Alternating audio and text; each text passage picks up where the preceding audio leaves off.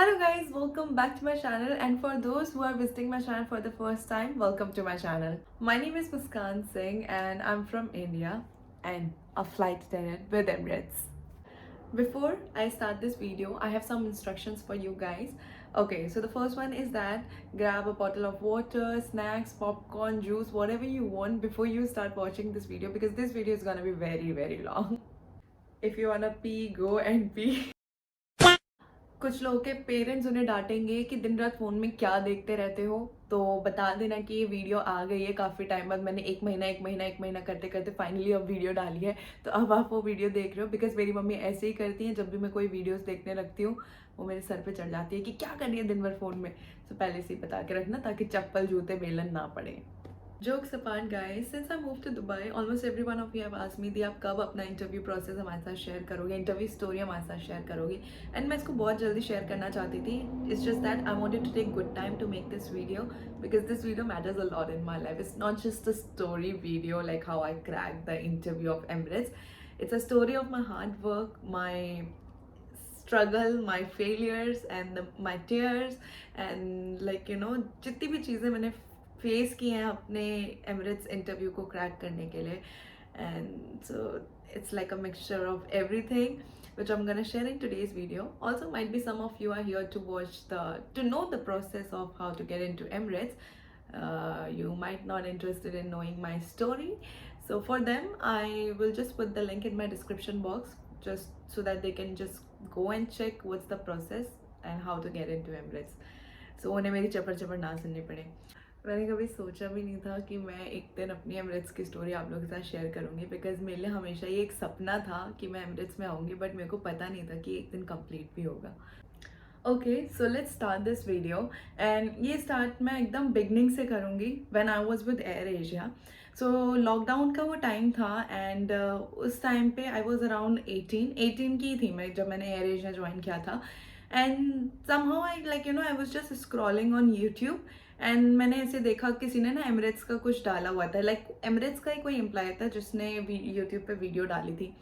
Then मेरे अंदर एक एक वो हुआ कि हाँ कि और पता करें क्या है एयरलाइन के बारे में. उस रात को बैठ के मैंने एमिरेट्स की सारी चीज़ें पढ़ डाली. लाइक मैं उनके वेबसाइट पे गई, वो कितना बेसिक सैलरी देते हैं, क्या क्या मतलब उनके एडवांटेजेस हैं एंड क्या क्या फैसिलिटीज़ हैं. To be very honest, crew को यहाँ आने के बाद पता चलता है कि क्या क्या चीज़ें वो लोग प्रोवाइड करते हैं. एंड ये चीज़ मुझे आज से 4 साल पहले ही पता थी कि मैं अगर एमिरेट्स में जाऊँगी तो मुझे ये मिलेगा, ये मिलेगा, ये मिलेगा. मुझे सब कुछ पता था क्योंकि मैंने सब कुछ पढ़ डाला था पूरा वेबसाइट पे एमिरेट्स के बारे में. मैं इतना ऑब्सेस्ड हो गई थी उस एयरलाइन से वो उसी दिन पे. एंड मुझे अभी भी याद है, मैंने अपने ड्राइंग बुक से एक पेपर फाड़ा एंड उस पर बड़ा बड़ा एमिरेट्स लिखा एंड उसके नीचे लिखा in next 4 years I am gonna be in this company. And then वो मैंने अपनी अलमीरा पे स्टिक कर दिया था. अब वो पेपर मेरे पास नहीं है, बट वो मेरा उसी रूम में छूट गया. कोलकाता में थी मैं तब. बट मैंने ना कभी सोचा नहीं था कि एक्चुअली में मेरे साथ मतलब जो मैंने सोचा है वो चीज़ होगी. लाइक उसी दिन से मैंने अपने इंग्लिश पे काम करना शुरू कर दिया. लाइक अपने पर्सनालिटी पे काम, मैंने जब जो भी चीज़ें अपने ऊपर चेंजेस किए हैं वो मैंने खुद ही किया. अपने रूम में अकेले बैठ के शीशे के सामने मैं खड़ी रहती थी और अपने ऊपर ऐसे काम करती रहती थी कि हाँ ऐसे बोलना चाहिए, मुझे ऐसे बोलना चाहिए, मुझे ऐसे बात करनी चाहिए. मुझे अभी भी याद है मेरे बॉडी पे कुछ बर्न मार्क्स थे एंड मैंने कुछ लोगों से पूछा लाइक जो एमिरेट्स के लिए काम करते थे इन अ ग्राउंड स्टाफ इंडिया में ही काम करते थे, बिकॉज एमिरेट्स के हर जगह आपको स्टाफ मिल जाते हैं. तो some of my friends I know them because they work for Emirates. तो मैंने उनसे पूछा था कि कैसे एमिरेट्स का इंटरव्यू यहाँ पे देते हैं, क्योंकि मुझे फ्रैंकफिन के थ्रू नहीं देना था क्योंकि फ्रैंकफिन में ना ऐसे ही बीच में छोड़ के आ गई थी एंड वहाँ पे मैंने कुछ अच्छा रिव्यू नहीं दिया था क्योंकि मेरे को बिल्कुल नहीं पसंद आया था फ्रैंकफिन में जाना. सो मेरे को एमिरेट्स का इंटरव्यू फ्रैंकफिन के थ्रू नहीं देना था. बट मेरे फ्रेंड्स ने कहा नहीं यार तेरे बॉडी पे तो ये मार्क है, तू नहीं क्रैक कर पाएगी, वो लोग रिजेक्ट कर देते, वो लोग आगे भेजते भी नहीं है. सो मैं काइंड ऑफ ना थोड़ी सी ऐसे हो गए थे डिसअपॉइंट किया, शिट यार मेरे एक बर्न मार्क की वजह से मतलब मैं एमिरेट्स नहीं जा सकते. And the burn mark is right on my hand, यहाँ हाथ पे है यहाँ पे मेरे. सो मुझे ना काफ़ी ज़्यादा उस चीज़ मतलब अभी मैं 18 साल की उम्र पे ही वो चीज़ अपने दिमाग में लेके बैठी थी, उस चीज़ का स्ट्रेस कि शिट मैं एमिरेट्स में नहीं जा सकती just because I have this burn mark on my hand. But कहते हैं ना कि आप कभी भी किसी से सजेशन लेते हो तो कभी भी कोई आपको सही सजेशन नहीं देता है, सब आपको 50 तरीके की बातें बताते हैं। तो वही बात है, सुनो सबकी, करो अपनी। इसके बाद भी मैंने अपने ऊपर लाइक ऑब्वियसली मैं एविएशन इंडस्ट्री में थी, मैंने सब कुछ चेक किया कि उन लोगों को क्या क्या रिक्वायरमेंट है। हाइट के लिए I am like always confident, touch wood. तो हाइट के लिए मेरे को था कि ठीक है, ये हाइट क्राइटेरिया तो मैं क्रैक कर लूँगी आराम से। बट देन और जो भी है, मैंने वीडियोस देखने शुरू की कि उनके इंटरव्यू प्रोसेस कैसे होते हैं, क्या होता है। एंड देन अपने आप से, ऑब्वियसली आप जब एविएशन में रहते हो तो आपको एक्सपीरियंस मिल जाता है and you know how to answer their questions. So मैं क्वेश्चंस पढ़ती थी कि वो क्या क्वेश्चंस पूछ रहे हैं, एंड देन उसके अकॉर्डिंगली मैं आंसर्स वगैरह बना के ऐसे सब इमेजिनरी अपने सामने इंटरव्यू बैठाती थी, खुद ही इंटरव्यूअर बनती थी और खुद ही कैंडिडेट बन के आंसर करती थी और क्वेश्चन करती थी और आंसर देती रहती थी। सो ऑब्वियसली यार, आप डिसाइड करते हो कि आपको कैसे अपने ऊपर मेहनत करनी है। लाइक अगर आप सोच लो कि हाँ आपको कहीं पहुंचना है तो फिर वो चीज़ हो जाएगी। 50 लोग आप पे हंसने आएंगे, 50 लोग आपको नीचे गिराने आएंगे, बट देन आप अगर अपने ऊपर कॉन्फिडेंट रखते हो ना, वो जो आप जब आप बन जाओगे ना कुछ, वो उन लोगों का मुंह बंद करवाने के लिए इनफ है। वो हंस रहे हैं, आपको नीचे गिरा रहे हैं, जब आप कुछ बन जाओगे देन आप उनको बोल सकते हो कि आपने बिना बोले अपने सक्सेस से उनका मुंह बंद किया है। तो ये तो थी जब ये एमिरेट्स का सीन मेरे दिमाग में आना शुरू हुआ। उसके बाद से जब भी मैं फ्लाइट्स पे जाती थी, जब भी मैं फ्लाइट्स पे अपने जाती थी, मैं हमेशा मोटिवेशनल सॉन्ग सुनती थी, like on my way, believer, ये सारे सॉन्ग्स मैं सुनती थी। एंड उन सॉन्ग में मेरा एक ही इमेजिनेशन होता था कि मेरी एयर एशिया की यूनिफॉर्म से मैं सीधा जंप कर रही हूँ अपनी एमिरेट्स की यूनिफॉर्म में। एक इमेजिनेशन होता नहीं है। एंड देन मैं इमेजिन करती थी कि ग्रेजुएशन डे पे मैं भी ऐसे कैप उछाल के फोटो खींचूंगी, कैप के साथ ऐसे खींचूंगी, जो कि सारी चीज़ें मैंने की, जैसा जैसा मैंने सोचा था वो सारी चीज़ें वैसे वैसे मैंने किया है यहाँ पे आने के बाद। तो जब भी मैं फ़्लाइट के लिए जाती थी या फ़्लाइट से आती थी, ये कान में मैं अपने ईयरफोन्स लगा लेती थी एंड ये गाने सुनती रहती थी एंड देन बाहर देखती रहती थी और यही सोचती रहती थी कि हाँ, एक दिन मैं भी उस यूनिफॉर्म में रहूँगी, मैं भी उस यूनिफॉर्म में रहूँगी, मैं भी उन्हें, मतलब वो चीज़ एक ऐसी चीज़ थी ना कि मेरे पास उस टाइम पे एमिरेट्स में जॉब नहीं थी, ना यूनिफॉर्म था, ना कैब थी, कुछ नहीं था, बट मैं मेंटली एमिरेट्स में ही थी, मतलब उस यूनिफॉर्म में ही थी, जो कि मतलब मुझे नहीं पता था कि एक दिन, मतलब 4 साल बाद, जो कि मैंने एक्चुअली अपने अलमीरा के ऊपर लिखा था, 4 साल बाद वो एक्चुअली पूरा हो जाएगा। सो ये तो मतलब थी कि जो कहाँ से मतलब एमिरेट्स के सपने आने में दिमाग में शुरू है। अब हम बात करते हैं स्टोरी की, जो एक्चुअली अब स्टार्ट होती है कि कैसे एमिरेट्स का इंटरव्यू मैंने दिया। 2022 अराउंड 15 और 14 और 15, आई डोंट नो, मे मंथ में था। I have given my first international airline interview for Etihad Airways. मेरा फर्स्ट इंटरनेशनल एयरलाइन इंटरव्यू था एंड उससे पहले मैंने सिर्फ और सिर्फ एयर एशिया का इंटरव्यू दिया था, दैट्स इट। मेरे को एक्सपीरियंस तो बिल्कुल नहीं था कि कैसे क्रैक कर सकते हैं, बिकॉज आई वॉज नॉट 21, 20 की थी तो कोई मेरा वो ही नहीं करता था। And Etihad was the airline जिसके लिए काफ़ी सारे लोगों ने अप्लाई किया था, बट इन्विटेशंस बहुत कम लोगों को आया था and I was one of them जिसको इन्विटेशन आया था। I guess, I don't know क्या देख के उन्होंने, मतलब ऑब्वियसली उन्हें मेरा रिज्यूमे देखा होगा, हाइट देखा होगा, तभी उन्होंने मुझे इनवाइट किया। So I went for the interview and जब भी मैं कहीं इंटरव्यू के लिए जाती हूँ मैं होप लेके नहीं जाती हूँ, बिकॉज जब आप होप लेके जाते हैं देन आपको रिजेक्शन होता है, वो चीज़ आप नहीं झेल पाते हो, बिल्कुल नहीं झेल पाते हो। सो मैं गई, फर्स्ट राउंड क्रैक हुआ, काफ़ी सारे लोग उधर से निकले, लाइक मेरे को अभी भी याद है अराउंड 600 लोग आए थे एंड फर्स्ट राउंड में 500 या 550 540 कैंडिडेट्स को रिजेक्ट किया था एंड 50 लोग ही थे जो कि सेकेंड राउंड के लिए सेलेक्ट हुए थे। Second round was the GD round, जिसके लिए मेरी हमेशा मतलब हालत ख़राब रहती है। मैं किसी भी चीज़ के लिए नर्वस नहीं होती, but GD round is something जिसके लिए हमेशा नर्वस हो जाती हूँ, बट वो भी मैंने बहुत अच्छे से क्रैक किया। GD के बाद मेरा फाइनल इंटरव्यू था, फाइनल इंटरव्यू तक मैंने क्रैक कर लिया। सो उसके बाद मैं घर गई, मेरे पास आ गया कि हाँ अपने अपने सारे इंटरव्यूज क्लियर कर लिए एंड देन सिलेक्शन का भी मेल आ गया, मतलब you got selected blah blah blah. Was so happy कि यार ठीक है, अभी कुछ दिन में मैं अबू धाबी चली जाऊंगी, अब मैं मतलब बाहर इंटरनेशनल फ्लाई करूंगी, सारी दुनिया घूमूंगी, बहुत खुश थी। मेरा बर्थडे आता है 20 मई को। 19 मई को मेरे पास एक बहुत ही शॉकिंग मेल आता है that I got rejected. Can you imagine किसी इंसान के हाथ में आपने कुछ दिया है एंड देन उसको वापस से छीन लिया, कि हम लोग को कहावत नहीं है, भगवान दे के छीन लेना हाथ से। आई वॉज सो शॉक कि यार मैंने तो इंटरव्यू क्लियर कर लिया, ये मेल आया मेरे पास इंटरव्यू क्लियर करने का, आई गॉट रिजेक्टेड। फिर द थिंग इज़ दैट जिस मेल से वो आपको मेल करता है आप उस पर रिप्लाई नहीं कर सकते हो एंड आपके पास कोई कॉन्टैक्ट नहीं होता है। देन मैंने अपना स्टेटस जाके चेक किया एतिहाद के वेबसाइट पे, इट वॉज शोइंग अनसक्सेसफुल। वो दिन मुझे आज भी याद है।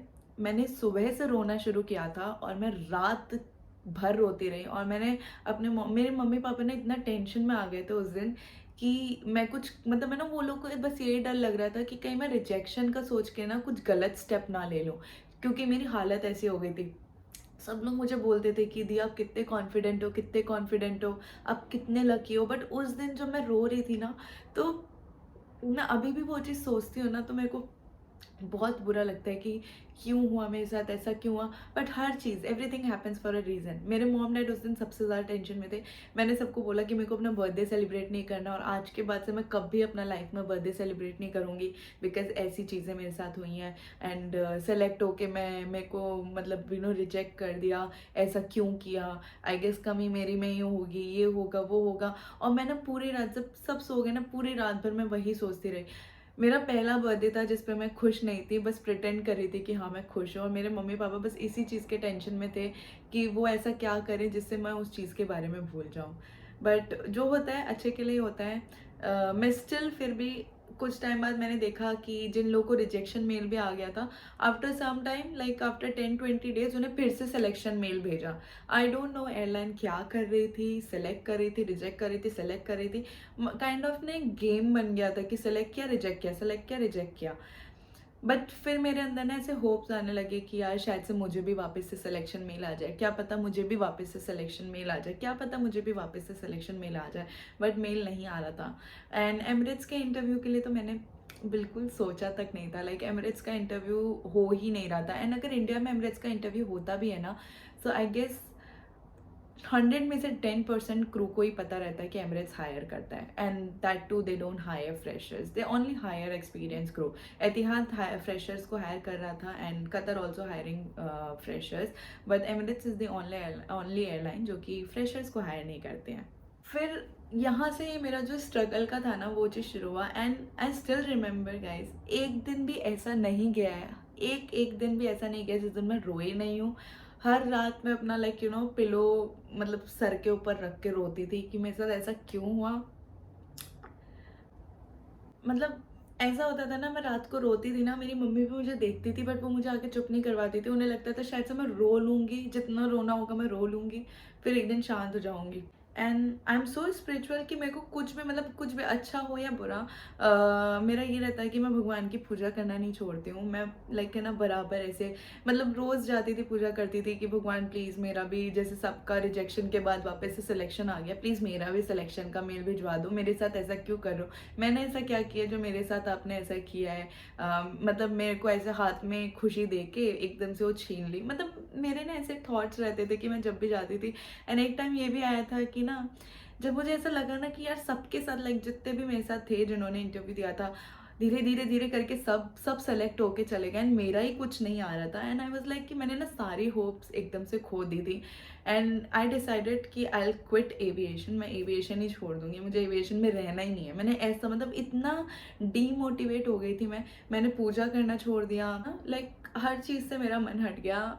मैं वो सेम पर्सन ही नहीं रही थी, काइंड ऑफ डिप्रेस रहने लगी थी। मैं किसी से बात नहीं करती थी, मैं फ्लाइट्स पे जाती थी, 12-13 घंटे की फ्लाइट्स में चुपचाप निकाल के आ जाती थी, किसी से मतलब नहीं रखती थी।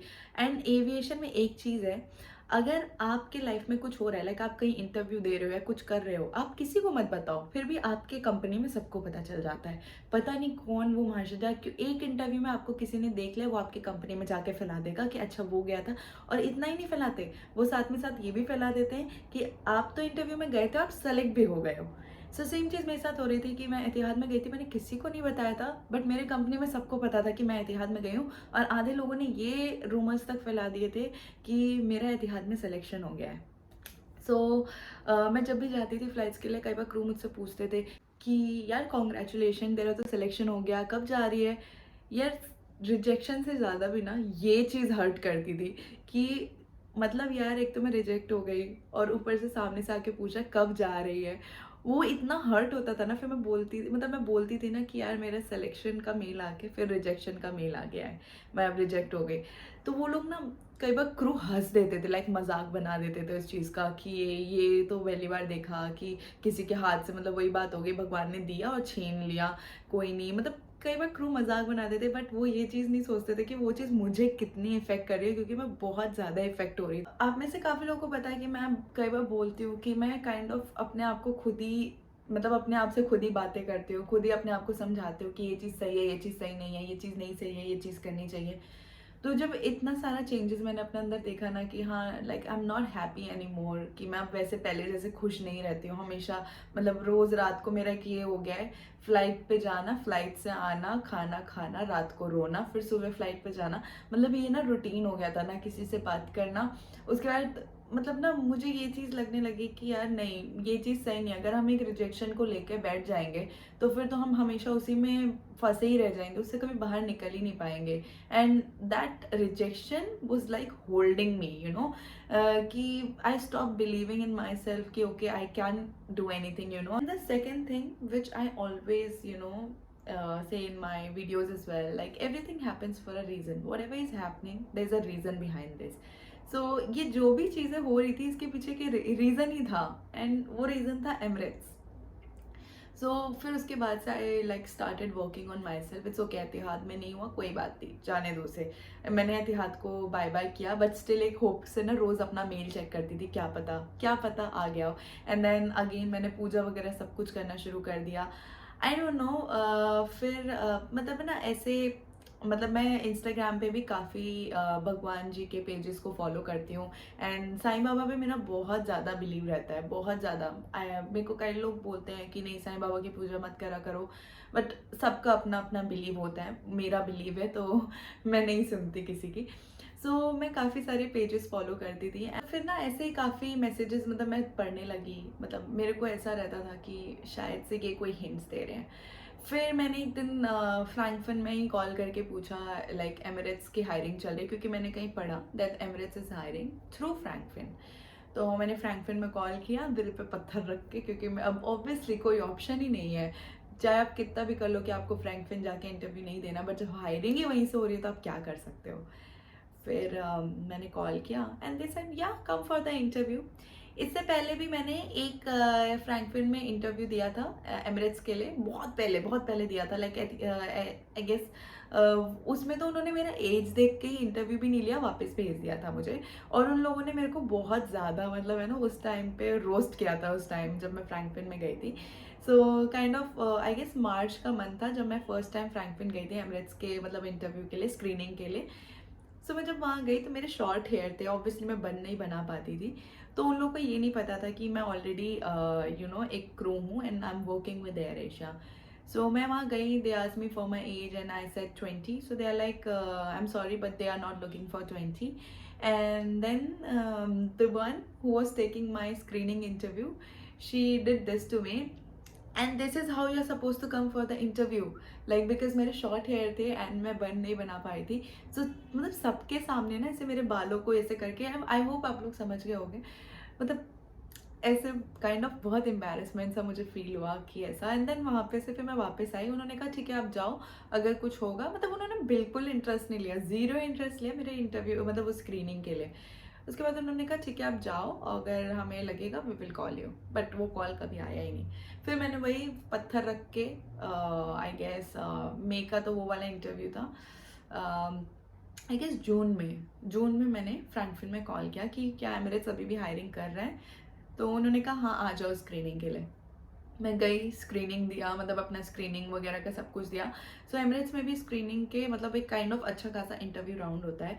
You go there and then you have to do a English test and English 1-to-1 round, like वो एक काइंड ऑफ इंटरव्यू हो जाता है, personal interview kind of thing हो जाता है। देन आपका हाइट वेट चेक करते हैं, then they will check your you know the marks and scars, सब कुछ चेक वगैरह करते हैं।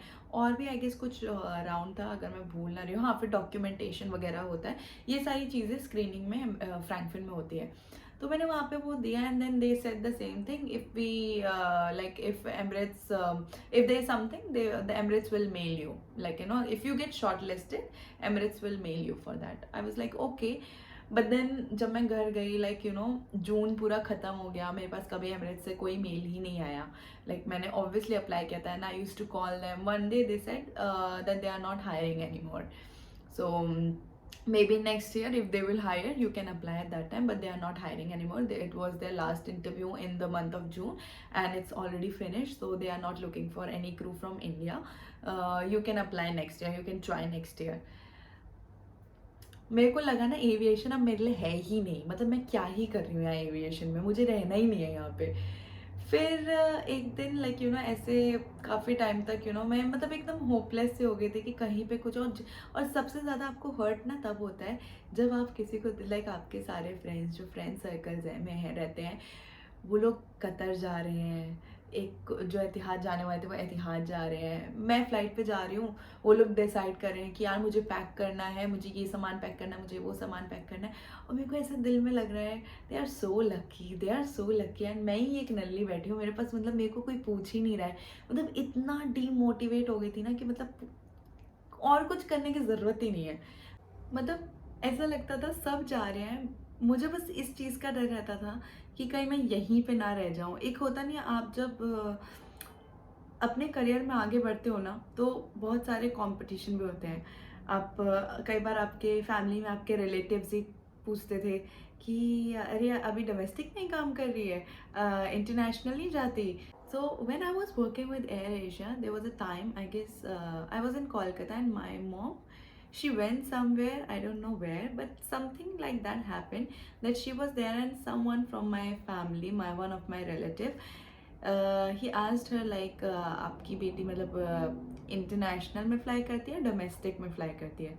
सो माई मॉम वाज लाइक नहीं, एयर एशिया मलेशियन एयरलाइन है बट वो सिर्फ इंडिया बेस है. तो शायद से उन्होंने कह दिया अच्छा शायद से अच्छा वो डोमेस्टिक में ही करती है, बाहर नहीं जाती होंगी. तो वो जब हुआ तो बाद में मम्मी मुझे घर आके कॉल करती and then my mom was like should I ask you something? I was like yes, go ahead. And she was like मेरी बात सुनेगी, मतलब इसको एक्चुअली में पूरा करेगी. मैंने कहा आप बोलो तो क्या बोलना चाह रहे हो. Then she was like I want you to join international airline. जो मेरी मम्मी मेरे को डोमेस्टिक तक में जाने के लिए रो रही थी. एक बार मुझे अभी भी याद है, फ्रैंकफर्ट में मेरे जब एडमिशन लेने गई थी तो वहाँ पे उन्होंने बोला था कि अब आपकी बेटी एक बार अगर जॉब लग गई तो फिर घर में रहना उसका कम ही होगा. मेरी मम्मी फ्रैंकफर्ट में रोने लग गई थी लिटरली. उनको ये लग गया था, मेरी मम्मी ने लिटरली मैम से ही पूछा था कि मतलब कितना टाइम मिल जाएगा मुझे अगर मेरी बेटी फ्लाई करेगी तो. My mom is so sweet. And वो उस टाइम पर रोने लग गई थी. But then after that incident जब मेरे रिलेटिव ने उनसे पूछा कि मैं कौन से एयरलाइन में काम करती हूँ, she came and she was like I want you कि तू इंटरनेशनल में ज्वाइन करे और इंटरनेशनल में काम करे, अभी तुझे मेरा ये वाला सपना पूरा करना है. मैंने कहा ठीक है. फिर उसके बाद से मतलब एक ना ये मैंने इंटरनेशनल एयरलाइन के बारे में थोड़ा और मतलब यू नो जानना, इन्फॉर्मेशन गेन करना शुरू किया. मतलब एक होता नहीं है कि आप जब आप एक ऐसे स्टेज पे पहुँचते हो जहाँ पे कई लोग आप मतलब आप देख रहे हो आपके जो सराउंडिंग में हैं, जितने भी लोग हैं, आपके फ्रेंड्स हैं, क्रू जो हैं, बाकी वो लोग पैकिंग कर रहे हैं बाहर अब्रॉड में शिफ्ट होने की, क्योंकि वो लोग वहाँ से फ्लाई करेंगे एंड आप अभी तक वहीं पे स्टक हो. मुझे ना कई बार ऐसे डर लगता था कि मैं कहीं यहीं ना रह जाऊँ, मैं कहीं लाइफ टाइम. ऑब्वियसली अगर आपकी किस्मत में है इंटरनेशनल एयरलाइन तो आपको मिलेगी, नहीं है तो आप कितने भी हाथ पैर मार लो वो नहीं होता है. ये चीज़ मैंने नोटिस किया है. और कई मेरे मतलब फ़्लाइट में भी जो सीनियर क्रू थे वो लोग भी अपनी स्टोरी ऐसे सुनाते थे कि यार हमने इतने इंटरव्यू दिए इंटरनेशनल एयरलाइन के, इतने दिए, बट देन हम सेलेक्ट होके ये हो गया हमारे साथ, हमारा ये हो गया, हमारा सिलेक्शन नहीं हुआ, ये नहीं हुआ, अभी तक ट्राई कर रहे थे. तो मुझे वो चीज़ और इफेक्ट करने लगी कि क्या पता मैं भी ऐसे ही ना हो जाऊं कि मैं भी बस ट्राई करती रह जाऊं और मैं कभी यहाँ से निकल ही ना पाऊँ. तो वो चीज़ का एक ना डर मेरे मतलब दिमाग और दिल में बैठ गया था कि क्या पता अगर मेरे लाइफ में भी मतलब मेरे किस्मत में हो ही ना इंटरनेशनल एयरलाइन तो मैं क्या करूँगी. और ये सेम चीज़ ना कहीं मेरी मॉम को भी बॉदर कर रही थी. मेरी मॉम भी इन सब चीज़ों से काफ़ी ज़्यादा डिस्टर्ब थी, क्योंकि ऑब्वियसली यार हम दोनों एक घर में रह रहे थे every day she saw me crying and वो कुछ नहीं कर पाती थी. ऑब्वियसली अगर आप किसी ऐसी चीज़ के लिए रो रहे हो जो आपके पेरेंट्स कर पाए तो वो तो कर भी देंगे. अब आप ऐसी एक चीज़ के लिए रो रहे हो जिसमें इवन आपके पेरेंट्स आपको दिलासा देने के अलावा भी कुछ नहीं कर सकते हैं. But I'm glad that I'm so lucky, touch wood, that I've got such supportive parents जिन्होंने मेरे रिजेक्शन के बाद भी मुझे सपोर्ट किया. मतलब मैं बहुत खुश थी कि मतलब रिजेक्ट हुई हूँ या फिर सिलेक्ट हो रही हूँ, जो जैसा भी है वो मुझे एकदम पॉजिटिवली एकदम पॉजिटिव रख रहे हैं. कोई नहीं, ये एयरलाइन है, तुम्हारे लिए और भी अच्छी एयरलाइन बनी है. वो दोनों के दोनों लगे पड़े थे मुझे. एंड बीच बीच में मुझे ये वाले मैसेजेस में अपने डीप मैसेजेस भी पढ़ती रहती थी, जो स्पिरिचुअल मैसेजेस मेरे को आते थे गॉड के पिक्चर्स के साथ. That soon everything is gonna change, everything will be happy around you, your address is gonna change, such things. And then I got this message as well that whatever you have dream of, like you will get it soon, the time has already come. And I was like what, क्या मतलब मैं क्या समझूं. मेरा mind ना एकदम mixed up और like messed up हो गया था. मिक्सड अप और मेस्ड अप हो गया था, मतलब मुझे समझ नहीं आ रहा था. फिर एक दिन मेरे पास आया इनविटेशन कतर इंटरव्यू का. फिर मुझे याद है कि एक बार मैंने कतर में भी अप्लाई किया था, बट मेरा कतर में ना कभी जाने का मन नहीं था. मेरे को स्टार्टिंग से बस कतर एक ऐसा था कि ठीक है कुछ नहीं हुआ तो मैं चली जाऊंगी. ऑब्वियसली कुछ ऑप्शन नहीं रहा, तो एटलीस्ट बाहर जाके कुछ एक्सप्लोर करके कमा ही लूँगी. बट कतर में मेरा दिल से कभी इच्छा नहीं थी. एमिरेट्स हमेशा प्रायोरिटी पे थी, सेकेंड एतिहाद. कतर नहीं. कतर एक अच्छी एयरलाइन है, बट सबके अपने अपने वो होते हैं. मे बी आप में से काफ़ी लोग कतर में जाना चाहते हो, उनको एमिरेट्स में नहीं आना होगा, तो सबका अपना अपना होता है. सो फिर कतर का आया एंड देन मैं फिर से एकदम होप लेके गई नहीं. मैं ऐसे ही गई. मुझे था कि अभी मैं ऑलरेडी इतना रो चुकी हूँ, इतनी फ्रस्ट्रेट हो चुकी हूँ अपने पास्ट इंटरव्यू की वजह से. मैं उस चीज़ को फिर से नहीं इफ़ेक्ट करने देना चाहती हूँ अपनी लाइक जो अभी मैं नॉर्मल हुई हूँ. एंड मुझे कहीं ना कहीं उस चीज़ का डर भी था कि अगर मैं रिजेक्ट हो गई तो मैं क्या करूँगी. सो जुलाई 26 के लिए मुझे इनविटेशन आया था इंटरव्यू के लिए कतर के लिए.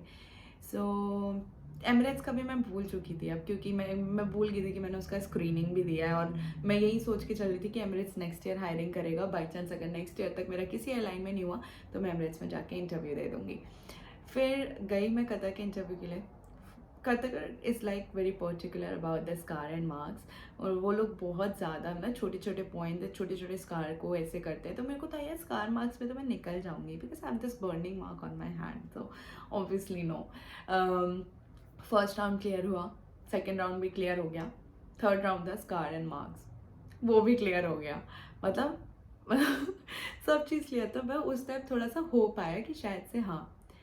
And now guess what happen. So मेरा थर्ड राउंड भी क्लियर हो गया and then I got the invitation for my final interview. So it's like interview था. तो आपका जो कतर का इंटरव्यू होता है वो 3 days का पैटर्न होता है. तो आई गॉट द इन्विटेशन फॉर 26. तो 26 को मेरा फर्स्ट राउंड था. सब कुछ लाइक यू नो कर अपना फर्स्ट राउंड मैंने दिया. फर्स्ट राउंड क्लियर हो गया, सेकेंड राउंड क्लियर हो गया. अभी आई गेस थर्ड राउंड भी सेम डे ही था. आई डोंट नो, मतलब कुछ ऐसे ही था. सो थर्ड राउंड भी कुछ लोगों का सेम डे था एंड कुछ लोगों का नेक्स्ट डे था. I am just confuse. 26 की बात है, थर्ड राउंड भी मेरा स्कार मार्क वाला राउंड क्लियर हो गया. Can you imagine, like burn mark के साथ मैं मतलब वो राउंड भी मैंने क्लियर कर लिया. बिकॉज उन्होंने मैंने सारे छोटे छोटे मार्क्स बता दिए. उन्होंने मुझसे बोला कि आपको कोई मार्क डिक्लेयर करना है. मेरे बॉडी पे बचपन से लेके उस दिन तक जितने भी चोट थे, मच्छर चींटी जिसने भी काटा था, मैंने सब कुछ बता दिया था उन्हें कि सब है ये. तो शायद से उनको मेरी लॉयल्टी इतनी अच्छी लगी ना कि मैं इतनी ऑनेस्ट हूँ कि हाँ ये बंदी इतनी ऑनेस्ट है कि इसने मच्छर तक के मार्क्स बताए, तो इसको तो सेलेक्ट करना ही चाहिए. तो उसमें मेरा सिलेक्शन हो गया ना. गेस वॉट, मैं इंटरव्यू कंप्लीट करके अपना मतलब उस दिन मेरे को आ गया कि आपका जो फाइनल इंटरव्यू है वो आई गेस 29 को है. आई वाज लाइक ओके फाइन. फिर मैं वहाँ से इंटरव्यू दे के निकली, घर आई आराम से, मतलब शांति से बैठी हुई थी. My phone got the notification and guess what, I got a message that Emirates is hiring. It happened like a miracle. मैंने तुरंत उस नंबर पे कॉल किया एंड वो नंबर पे मैंने कॉल करने के बाद बोला कि I just received a message that Emirates is hiring. So they're like, yeah, they're looking for the crew. So I was like, okay, but I have given the screening, I guess in June, but I didn't got any reward and nothing like that. And they said, you need to reappear for your screening. मैं फिर से, मतलब can you imagine, एक इंसान ना एक interview एक round देके एग्जॉस्ट हो जाता है. मैं उसी दिन लाइक 27 को मेरा ऑब्वियसली ऑफ था, सो मैं 27 को फ्रैंकफिन भागी और उतनी धूप में मैं तैयार होके उतना मेकअप करके फिर से, जितनी बार आप जाते हो ना स्क्रीनिंग के लिए, you have to give your photos, और वो लोग वो रख लेते हैं. सो मतलब आपको ना बार बार खिंचवाना पड़ता है. मैं थकी हारी कतर का इंटरव्यू दे के आई थी 26 को. मैं तुरंत रेडी हुई, गई, फ़ोटो क्लिक करवाया, वापस आई वो फ़ोटो लेके. फिर नेक्स्ट डे सुबह सुबह उन्होंने मुझे स्क्रीनिंग के लिए बुलाया था. स्क्रीनिंग के लिए मैं रेडी वेडी होके फिर से गई, वहाँ पे स्क्रीनिंग देकर आई. एंड गेस व्हाट, वहाँ जाके उन्होंने मुझे बोला आपकी तो ऑलरेडी स्क्रीनिंग हो रखी है, फिर आप क्यों आए. मेरा ना उस टाइम पे टेम्परेचर इतना हाई था, but I was like it's okay. But then उन्होंने फिर भी एक फॉर्मेलिटी के लिए मेरा फिर से स्क्रीनिंग ले लिया. एंड देन वो जो पिक्चर्स वगैरह थे उन्होंने वो ले लिया, बिकॉज दे सेड कि उनके पास मेरी पिक्चर्स नहीं है, वो खो गई हैं, तो उन्होंने मेरी पिक्चर्स भी ले ली. I was like okay. And then again उन्होंने ये कहा अगर शॉर्ट लिस्ट होंगे तो Emirates will mail you. I was like okay fine.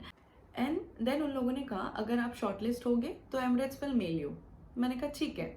फिर मैं घर चली गई. एंड देन ऑब्वियसली अभी 28 मेरे हैंड में था, क्योंकि 29 को कतर का मेरा फाइनल इंटरव्यू था. 27 को मैं अपना स्क्रीनिंग देके घर पहुंचती हूँ. एंड फिर मैंने ज़्यादा होप्स नहीं रखी थी. एंड रात को मैं और मम्मी ऐसे ही सो रहे थे. लाइक मैं और मम्मी हमेशा से साथ में ही अपना बेड शेयर करते आए हैं. तो मैं और मम्मी ऐसे ही थे, हम लोग बस यूट्यूब पे फ़नी वीडियोज़ वगैरह देख रहे थे साथ में. Suddenly I got a mail, congratulations, you got shortlisted for your Emirates final interview. Oh my god. अब ना मुझे धीरे धीरे वो जो डीप मैसेजेस थे ना उसका मतलब समझने आया. मैंने अपनी मम्मी की तरफ देखा and I was like mummy, आज ही मैंने सुबह पढ़ा था that your dream is gonna come true soon. I don't know if मैं सेलेक्ट होंगी या नहीं होंगी, बट मेरे लिए इंटरव्यू का ही आ गया, यही बहुत बड़ी बात है. सो माई मॉम वाज लाइक कि अभी ज़्यादा खुश मत हो, बिकॉज ऑलरेडी इतना सब कुछ पहले हो चुका है. वाज लाइक ठीक है चलो कोई नहीं. अभी मुझे 27 को तो मैं अपना स्क्रीनिंग दे के आई थी, और जो मेरा मेल आया उसमें लिखा हुआ था कि जो मेरा फाइनल इंटरव्यू है वो नेक्स्ट डे ही है. मतलब नेक्स्ट डे यानी 28 को मॉर्निंग में मुझे निकलना है.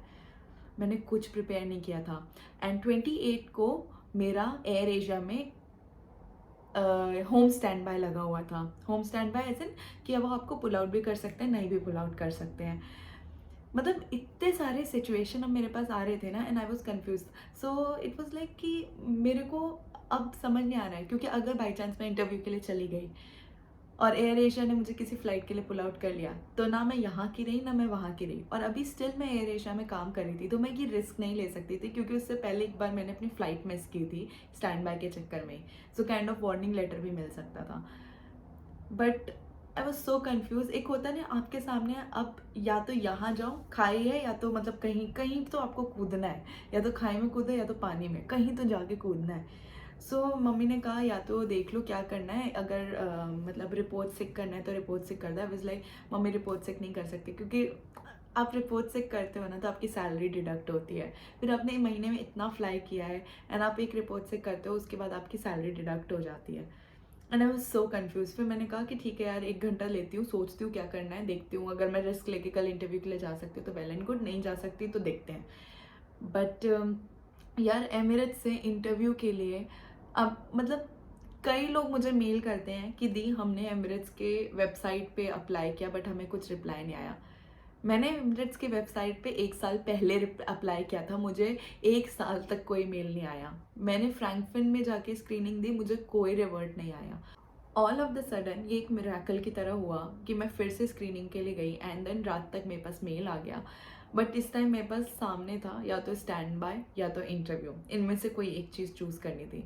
वो भी मेरे लिए गॉड ने और इजी कर दी कि 1-2 घंटे बाद मुझे एयर एशिया वालों ने पुल आउट कर लिया था फ्लाइट के लिए, जो कि अर्ली मॉर्निंग ही थी. अगर दोपहर की होती तो मैं एक बार को इंटरव्यू जाके दे भी देती.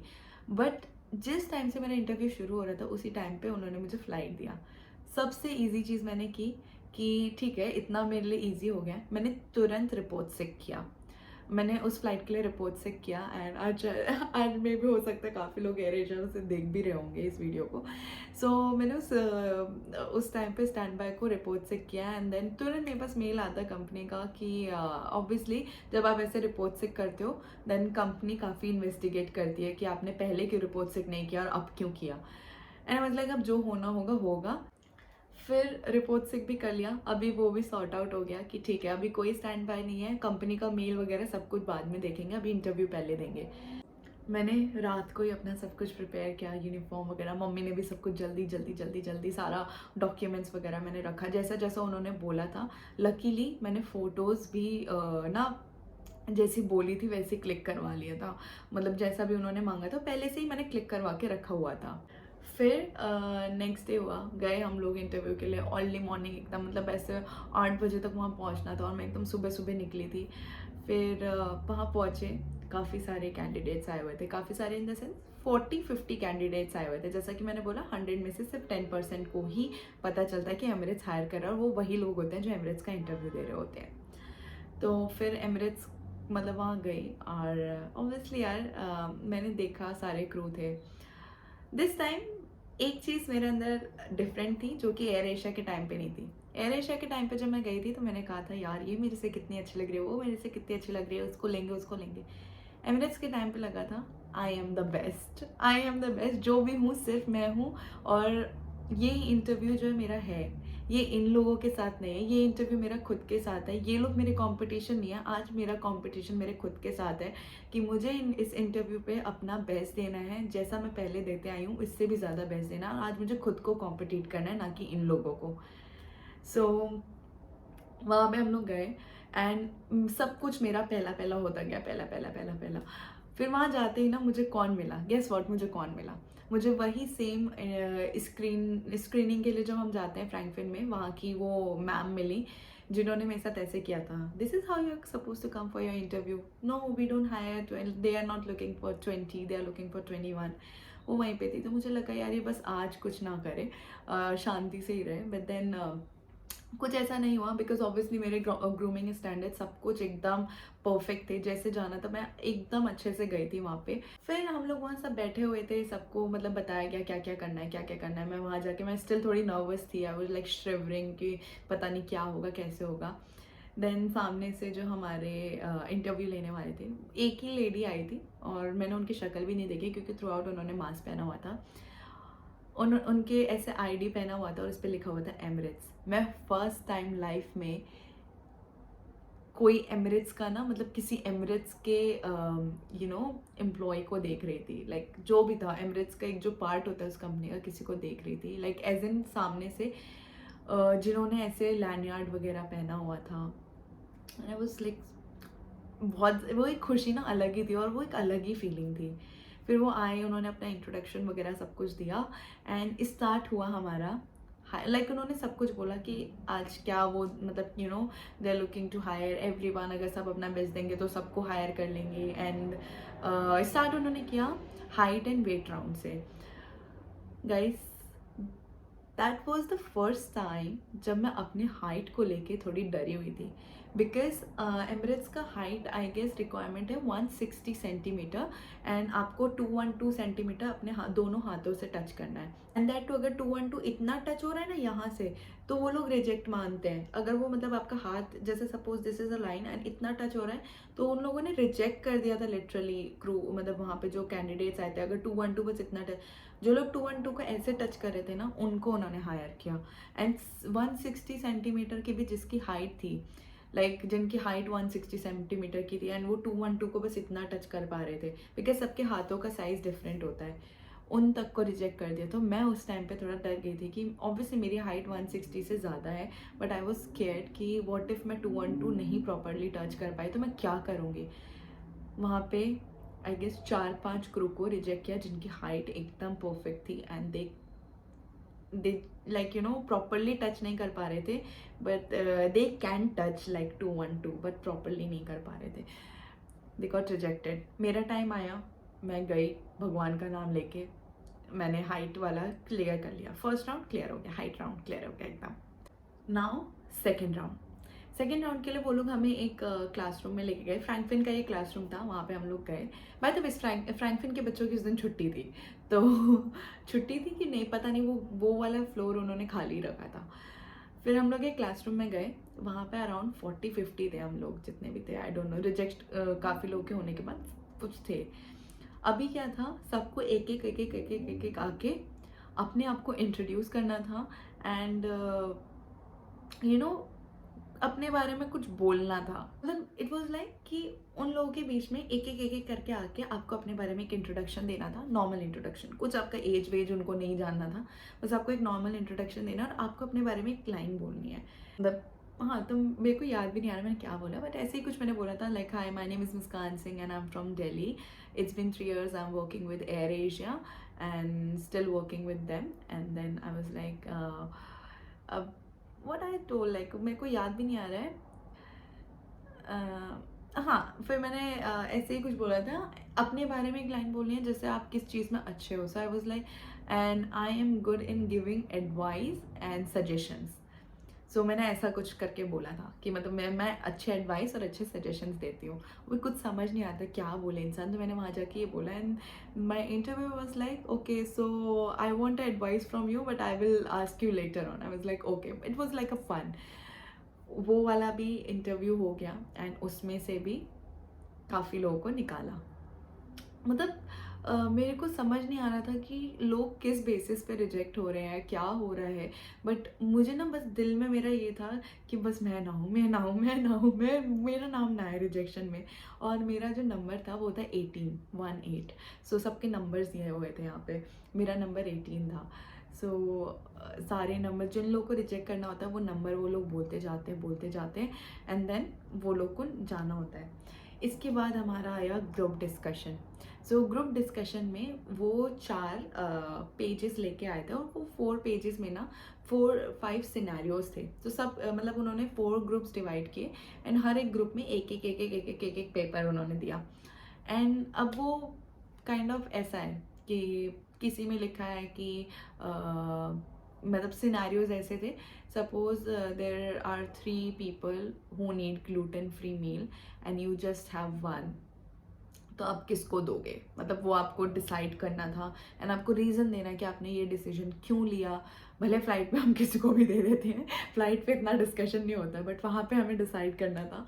सो वो था and then some situations were like कि passenger you know connecting flight से आ रहे हैं and then he didn't ate his meal on that flight, now he want a meal but a vegetarian one and you just have non-veg, what will you do। सो ये सारी चीज़ें ना हमें decide करनी थी एंड देन एक चीज़ ये था कि जब हम लोग डिस्कस कर रहे थे तो जो हमारी इंटरव्यूअर थी वो सबको ऐसे ना सर्कल में जाके ऑब्जर्व कर रही थी।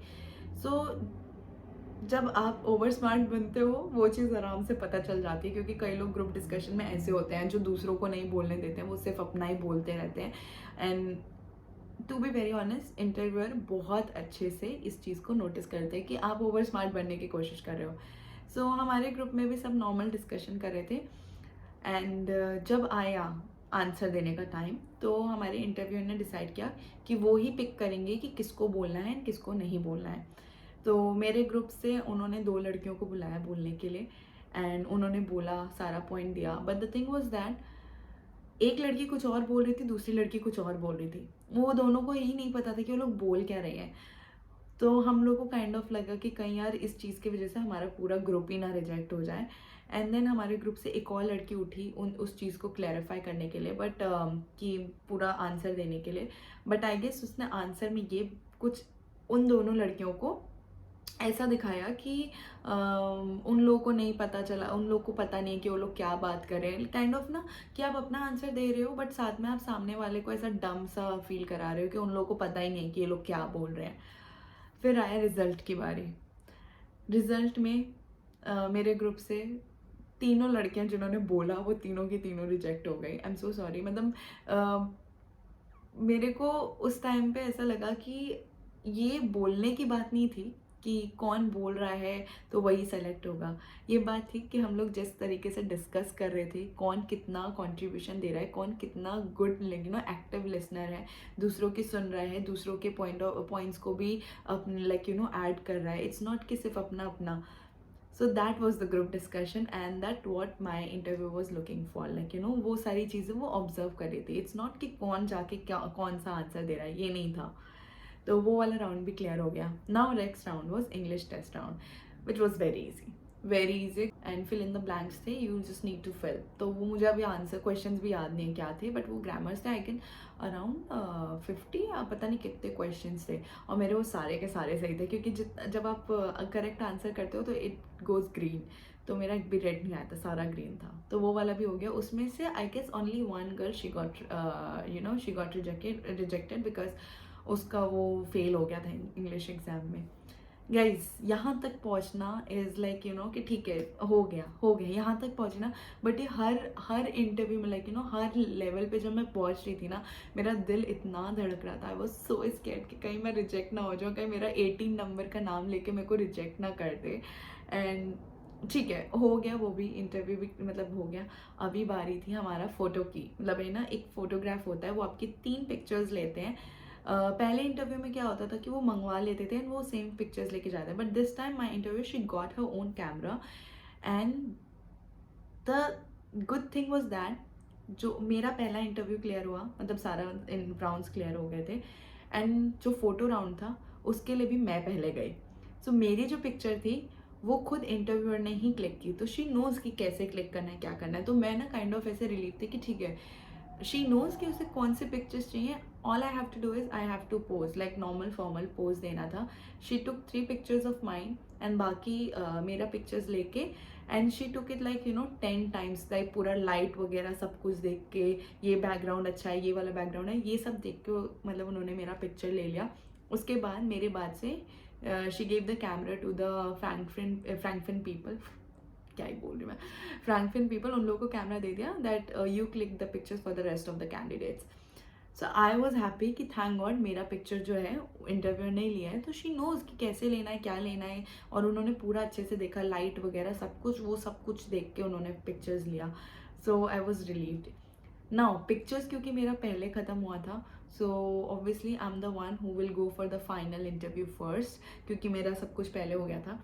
सो मैं फाइनल इंटरव्यू के लिए गई पहले। फाइनल इंटरव्यू के टाइम पे ना मेरा ये दिल गले में आ गया था, इतना डरी हुई थी मैं, इतनी डरी हुई थी। एंड कैन यू इमेजिन अभी मेरे को इतना टेंशन हो रहा था कि यार क्या होगा क्या नहीं होगा, क्योंकि आपको रिजल्ट सेम डे नहीं पता लगने वाला था। अभी इंटरव्यू देके आप जाओगे और ये दिल अपने गले में ही लेके जाओगे। आपको 1-2 दिन तक उसे अपने गले में ही रखना है, क्योंकि आपको अभी रिजल्ट नहीं पता है कि आप सेलेक्ट हो कि रिजेक्टेड हो। ऑब्वियसली अभी आप लोगों को तो पता ही है कि मैं सेलेक्ट हो गई हूँ। फिर इंटरव्यू के लिए गए, फाइनल इंटरव्यू के लिए उन्होंने मुझसे पूछे क्वेश्चंस। पहला क्वेश्चन था कि what kind of person are you, like if someone is giving you the feedback, a negative feedback, how will you take it. So for me, मैं स्टार्टिंग से ही फीडबैक हमेशा पॉजिटिवली लेती आई हूँ, तो मैंने उसका आंसर बहुत ही स्मार्टली किया and she like my answer and she even cross question भी किया कि okay give me an example like this that फलाना ढिमकाना। मैंने बताया जो भी एग्जाम्पल था सब दिया। सेकेंड उन्होंने मुझे क्वेश्चन पूछा कि टफ टाइम विद पैसेंजर्स। तो वो तो मेरे लाइफ में 3 साल में इतना हुआ था कि पूछो, मैं डायरी लिख दूँ, इतने हो रखे थे मेरे लाइफ में, वो भी मैंने बता दिया। उसके बाद she asked me if there was a time when I had a tough time with my senior colleagues, like my supervisor, something like that, कि जब मैं फ्लाइट पे गई हूँ और मेरे सीनियर क्रू के साथ ही मेरी नहीं बन रही है, ऐसा कभी कुछ हुआ हो। सो वो चीज़ भी मेरे साथ हुई थी, तो मैंने वो चीज़ भी बहुत ही स्मार्टली उस चीज़ को आंसर किया, because I know how to answer all these questions. मेरे को पता है, क्योंकि मैंने वो 3 साल तक वो सारी चीज़ें एक्सपीरियंस किया है कि हाँ मेरे को ये सारी चीज़ें मेरा डेली लाइफ का रहा है। पैसेंजर्स कंप्लेंट्स, क्रू के साथ आपके कई बार फ्लाइट्स अच्छी नहीं जाना है, सब चीज़ें आपके साथ होती हैं। But the way you frame this in front of the interviewer, that is the thing that matters, because they were writing the answers, whatever I was telling her, she was writing along with that, because वो question के नीचे वो answer right करते हैं and वो बाद में जो कंपनी के हेड होता है, जो पिक्चर्स भी हमारी ली थी ना, शी वाज लाइक कि ये कंपनी के सीईओ के पास जाएंगी, he is gonna check and then he is gonna give the approval if you gonna join Emirates और नॉट। उसके बाद वो आंसर्स भी थे जो कि कंपनी में जाने वाले थे हमारे, तो मेरा आंसर वगैरह मैंने सब कुछ दिया and then she asked me some basic question कि you know can you stay with any nationality, yes no questions थे, do you smoke, so I said no, do you have tattoo, सब कुछ, मतलब सब कुछ मैंने स्कार्स वगैरह सब कुछ दिखाए हुए थे अपने। एंड देन उसके बाद उन्होंने मेरे से यही क्वेश्चन पूछा कि like how long is your notice period, something like that, कुछ ऐसा ही पूछा था। तो I said 90 days, like so notice period is like जब आप resign करते हो, so you have to serve like 3 months का notice period, so it was like 90 days and then she was like I'm so sorry but we can't wait for 90 days, if we select you we want you to join as soon as possible. So I was like okay, I will join whenever, if you guys will select me and if you will ask me to join next day, I'm ready to join. Obviously अभी वो interview है, उनको जो चाहिए बोलो वो सब मैं दूंगी, मतलब यू नो कल तुम बोलो आ जाना है मैं आज आ जाऊंगी, तुम बोलो बाल कटवाने मैं बाल कटवा लूंगी, मतलब ऑब्वियसली यार इट्स एमिरेट्स। बिल्कुल नहीं 90 डेज नहीं, कोई बात नहीं, 90 डेज से पहले ही आ जाऊंगी, बट कंपनी में तो 90 डेज कंप्लीट करने ही थे किसी भी हालत में। इंटरव्यू ख़त्म होने के बाद she asked me like do you want to ask me any questions or something, so I just asked her like you know apart from this interview would you like to give me any feedback. I asked her like you know obviously she was my interviewer, she was observing me, so I was like apart from the interview, I'm not asking in the perspective of the interview, but do you want to give me any feedback, like how, like I just want to know. And she was like you are perfect. I said okay, thank you so much. And she was like thank you so much for coming for this interview, you will get the mail, if you get selected you will get the call, golden call, and if not you will receive a rejection mail. I was like okay, and then मैं वहाँ से चली गई। Now मेरे जो दिल का ना ऐसे मतलब गले में था, और मैं घर जाके भी इतना टेंशन में थी कि यार मम्मी पता नहीं क्या होगा, मम्मी पता नहीं क्या, मैं खाना खा रही हूँ मैं ऐसे बोल रही हूँ मम्मी क्या होगा, मम्मी कह रही मुझे क्या पता क्या होगा, तू जानती तू क्या करके आई है, हमें क्या पता क्या करके आई है तू, उनको हर 10 मिनट में दौरे पड़े थे मम्मी क्या होगा मम्मी क्या होगा, फिर पापा को भी पापा क्या होगा, पापा को मैं कॉल कर करके पूछ रही थी। एंड देन फिर नेक्स्ट डे मेरा मतलब एमिरेट्स का तो मैं फाइनल इंटरव्यू दे के आ गई, अब नेक्स्ट डे मेरा कतर का फाइनल इंटरव्यू था। मेरा जो माइंड था ना वो फुल ऑफ स्ट्रेस हो रखा था कि मैं कितने इंटरव्यू दूँ, मतलब इंटरव्यू दे दे के, और ऊपर से कंपनी का जो मेरे एयर एशिया का मेल आ रहा था, तुमने रिपोर्ट से क्यों किया है, तुमने रिपोर्ट से पूरे दिन में क्यों नहीं किया, फ्लाइट पे पुल आउट होने के बाद क्यों किया, उनके मेल का रिप्लाई, मेरा दिमाग ख़राब हो चुका था। फिर मैं जा रही थी अपने कतर के फाइनल इंटरव्यू के लिए डरी हुई, एंड तब तक मेरे पास कॉल आया, मेरी एक मतलब जो मुझे एमिरेट्स के इंटरव्यू पे मिली थी उसका कॉल आया दैट ब्रो यार तेरा क्या हुआ, कुछ मेल वेल आया क्या, आई सेड नथिंग यार कुछ नहीं आया, मैं चेक भी करी थी सुबह से, मैंने कहा नहीं यार कुछ नहीं आया।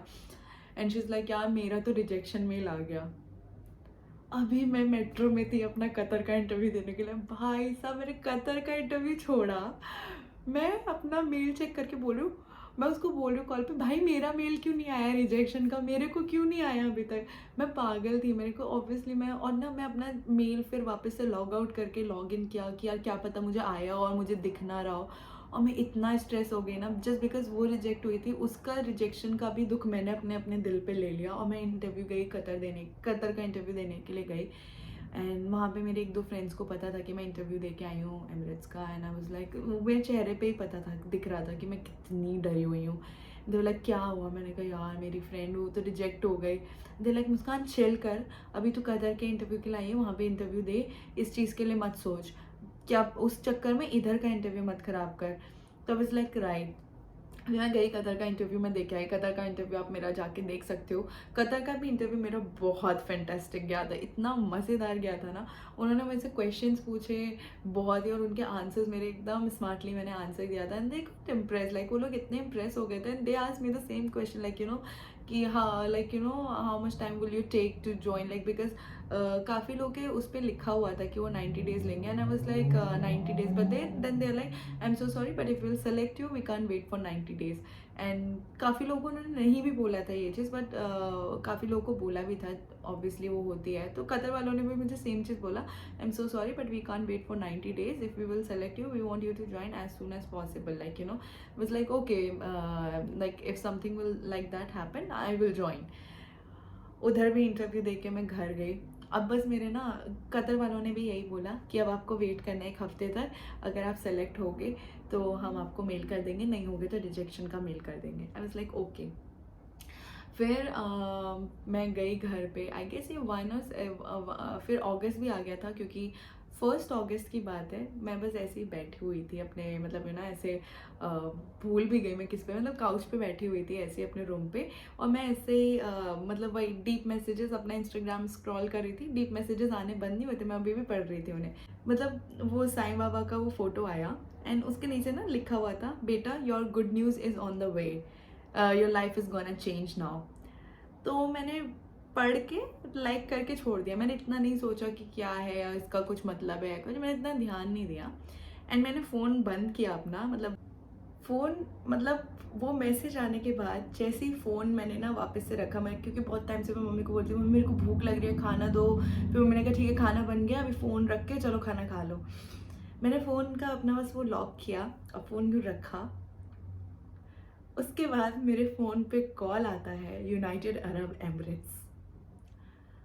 ओह माय गॉड मैं फिर भी डम्प मैंने ये नहीं सोचा मैंने सोचा कोई स्कैम कॉल होगा मैंने उठाया और उन्होंने कहा hello is this Muskan Singh I said yes it's me she is like congratulation girls you are finally into Emirates oh my god वो चीज़ सुनने के बाद मुझे पता क्या सुनाई दिया that you got rejected in Emirates पता नहीं क्यों मुझे ये सुनाई दिया मैं थोड़ी देर ना ऐसे ब्लैंक थी कि मतलब बोला क्या तो शी वाज लाइक जब मैंने कुछ रिएक्शन नहीं दिया ना she was like girl you got selected in Emirates congratulation you are finally a family of Emirates and I was like oh my god like उस वो जो सेकेंड था ना वो 2-4 सेकेंड में एकदम ब्लैंक शॉक्ड मेरी मम्मी ऐसे मेरे को देख रही है मैं वहाँ मेरे पूरे आंसू से भर चुके थे मैं कुछ बोल नहीं पा रही थी मुझे कुछ समझ नहीं आ रहा था कि मैं क्या बोलूँ क्या नहीं एंड देन ना मुझे एक उसी टाइम पे एक चीज़ रियलाइज़ हुई वो मैसेज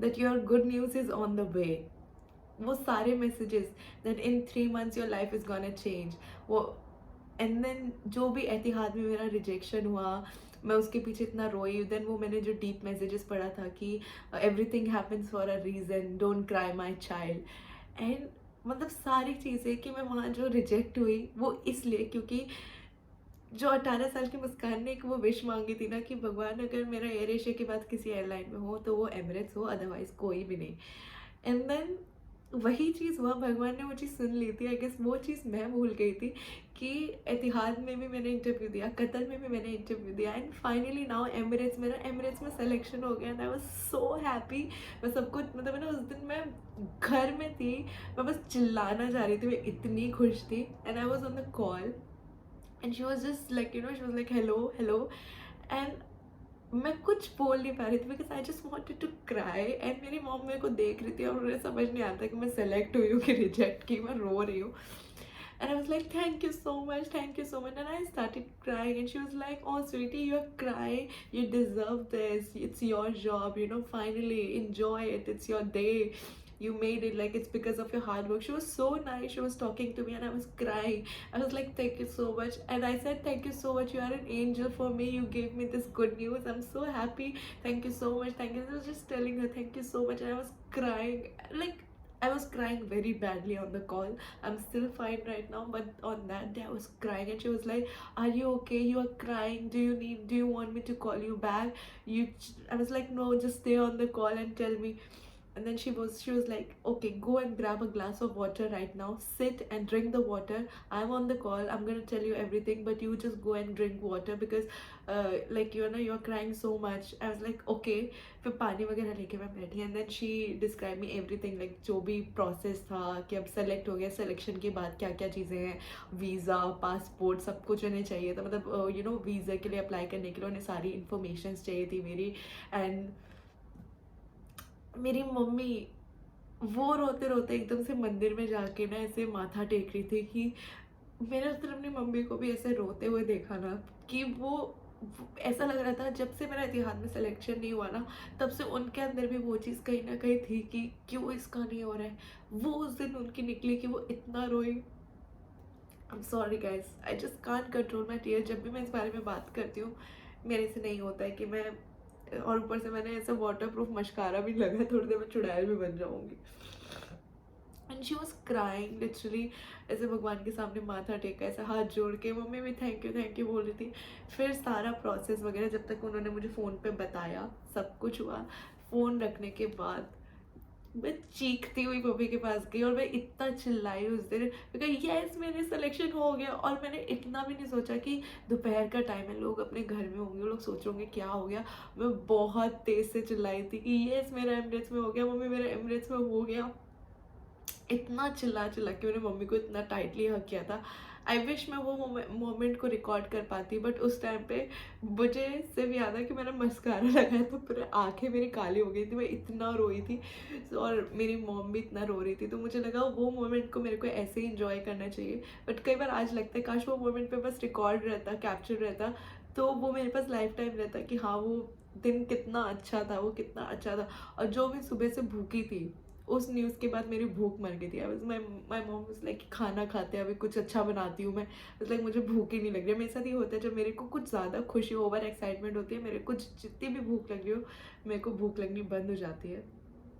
एंड सेलेक्ट हुआ, जो भी हुआ, आई was so happy you know, मतलब मेरी खुशी का उस दिन ठिकाना नहीं था। मैं शीरो को इतना, मतलब शीरो भी मेरा बच्चा, जब से मेरी लाइफ में वो आया ना हमेशा अच्छी चीज़ें हुई हैं। मतलब जिस टाइम से वो आया कुछ ना कुछ अच्छा अच्छा अच्छा, चीज़ें बुरी भी चल रही थी, लेकिन एक होता नहीं, उन everything happens for a reason. और वो जितने भी मैसेजेस मैंने पढ़े थे ना, कई बार लोग हो सकते हैं बोल सकते हैं कि या अंधविश्वास है जो भी है, बट वो जो भी मैसेजेस मैंने पढ़े वो मुझे पावर देते थे। एंड जब मेरा एमिरेट्स में सिलेक्शन हुआ, वो सारे मैसेजेस अगर मैं करती ना इकट्ठे तो वो सब के सब एकदम करेक्ट थे। जैसा जैसा बोला कि नेक्स्ट 3 मंथ्स में कुछ ऐसा होगा, आई गेस मैं इतना डिस्टर्ब थी तो शायद से ना मेरे को भगवान भी कोई एक हिंट दे रहा था उस टाइम पे कि कुछ मेरे इंटरव्यू की कॉल आने से पहले, लाइक मेरा फाइनल कॉल, मेरा सिलेक्शन कॉल आने से पहले मैंने वो पोस्ट पढ़ा that you know your good news is on the way, your life is gonna change. And I was so happy.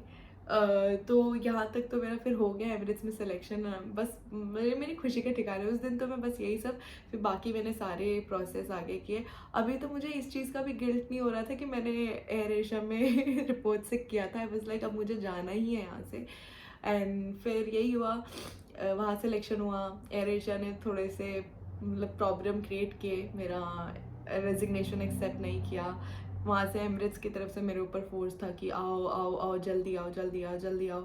Air Asia वाले मेरा रेजिग्नेशन एक्सेप्ट नहीं करे थे। देन मेरे को एक टाइम पे एयर एशिया को बिना बताए सब कुछ छोड़ के आना पड़ा। लाइक मेरे पास कोई भी ऑप्शन नहीं था कि मैं क्या करूँ क्या नहीं करूँ, क्योंकि मैं एमरेट्स को नहीं जाने देना चाह सकती थी।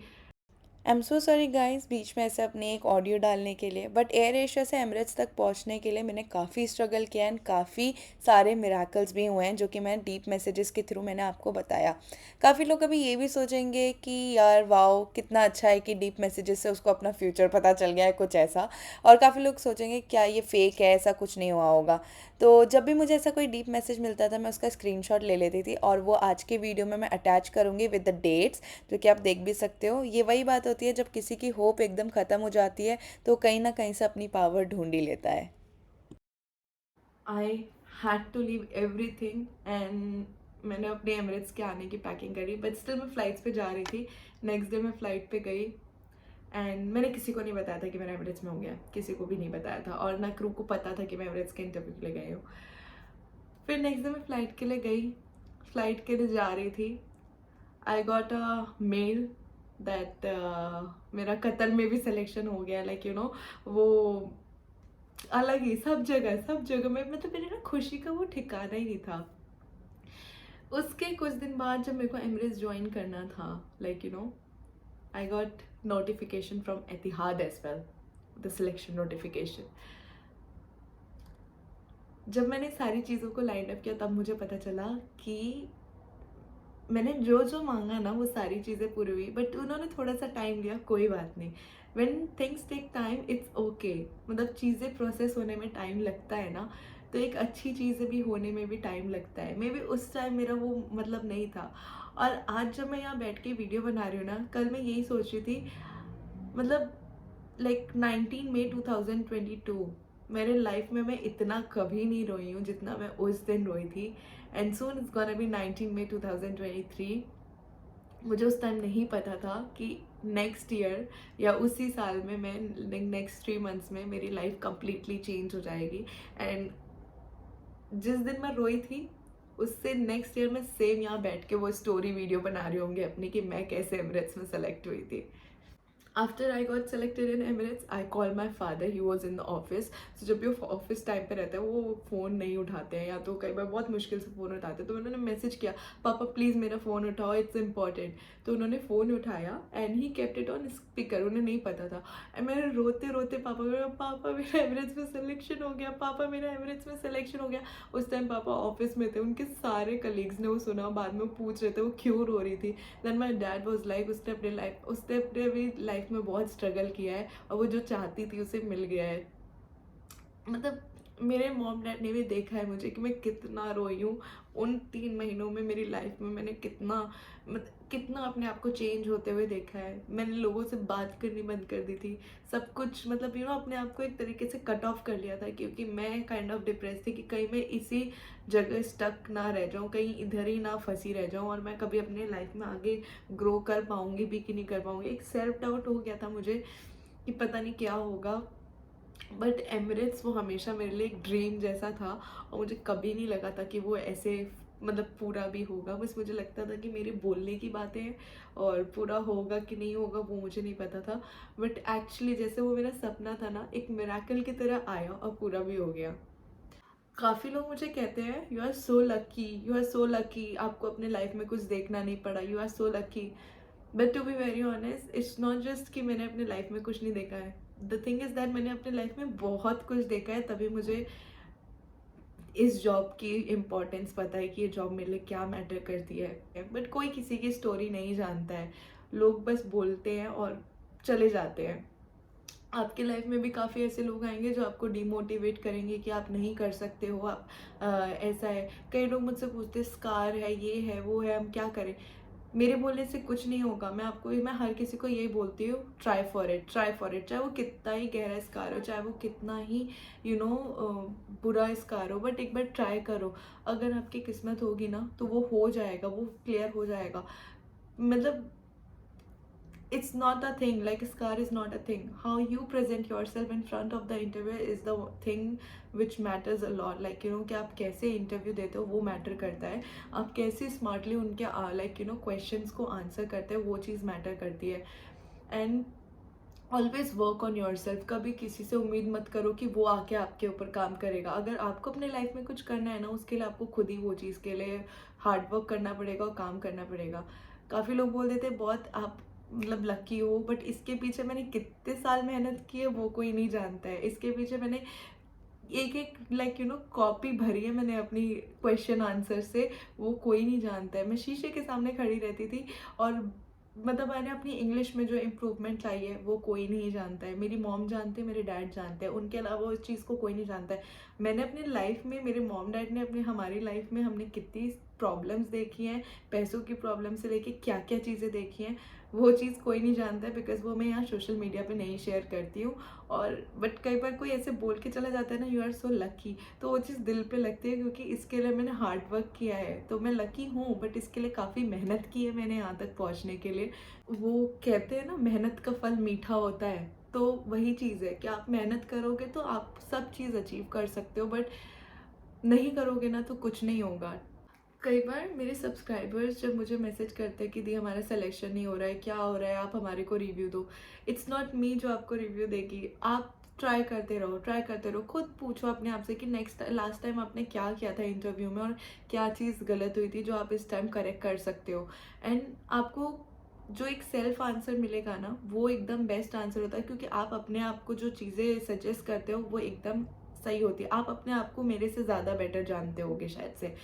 तो हमेशा अपने ऊपर काम करो and literally don't listen to people what they are telling you कि आप कर पाओगे या नहीं कर पाओगे। जिस दिन आप लोगों ने लोगों की सुननी शुरू कर दी ना, उस दिन सब कुछ खत्म हो जाएगा। बट जिस दिन उन लोगों की सुननी बंद कर दी ना, उस दिन आप एकदम टॉप पे रहोगे and they will just see you and appreciate you कि हाँ आप वहाँ तक पहुँच गए हो।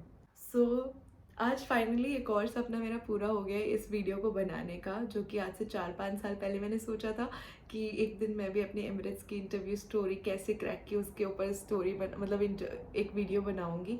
तो आज वो भी पूरा हो गया है एंड आई नो ये वीडियो बहुत लंबी है, बट गाइज जैसे आप लोग इस वीडियो को देख रहे हो, इस वीडियो को मैं भी देखूंगी और ये वीडियो मेरे चैनल पे हमेशा रहने वाली है। तो जब मैं और बड़ी हो जाऊंगी तब भी मैं देखूँ, क्योंकि आज भी मैं अपनी, कई बार होता है कि ना मैं अपनी एयर एशिया की जो इंटरव्यू स्टोरी है वो देखती हूँ, वो 50 मिनट समथिंग अराउंड ऐसे ही है, उतनी बड़ी वो स्टोरी वीडियो है। और आज भी मैं वो स्टोरी वीडियो देखती हूँ और रोती हूँ, लिटरली मैं रोती हूँ। ऐसा नहीं है कि मैं यहाँ पहुँच गई तो मैं भूल जाऊँगी कि मैं कहाँ से आई थी। वो वाली स्टोरी देख के भी आप में से काफ़ी लोगों ने वो देखी है, बट वो मेरे लिए भी एक मेमोरी है। आज जब मैं उसे देखती हूँ तो आज मैं सेम नहीं हूँ, आज मैं आगे बढ़ गई हूँ। अब मैं पीछे मुड़ के देखती हूँ तो मैं देखती हूँ कितना कुछ चेंज हो गया।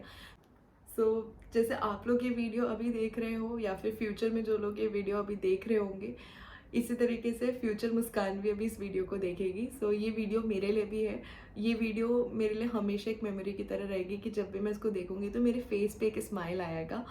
एंड ऑब्वियसली ये एक स्टोरी है तो मेरे इसमें सारे इमोशंस हैं, जितनी भी चीज़ें हैं सारी मैंने इस वीडियो में डालने की कोशिश की है।